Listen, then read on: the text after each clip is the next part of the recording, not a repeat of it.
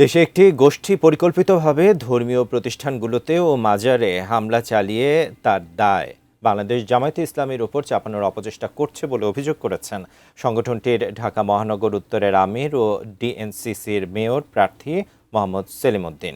রাজধানীর Suhrawardy medical college হাসপাতালে আহত মিরপুর মাজার মসজিদের খতিব আব্দুল মোমেনকে দেখতে গিয়ে তিনি এসব কথা বলেন। সেলিম উদ্দিন বলেন, দেশে অস্থিতিশীল পরিস্থিতি সৃষ্টি এবং ধর্মীয় সম্প্রীতি বিনষ্টের উদ্দেশ্যে মাজারে হামলা ও ভাঙচুর করা হচ্ছে। এসব ঘটনার সঙ্গে জড়িতদের দ্রুত চিহ্নিত করে আইনের আওতায় আনার দাবি জানান তিনি। পরে জুলাই গণঅভ্যুত্থানে শহীদ আব্দুল হান্নানের পরিবারের সদস্যদের সঙ্গে সাক্ষাৎ করেন ঢাকা মহানগরের উত্তরের আমির।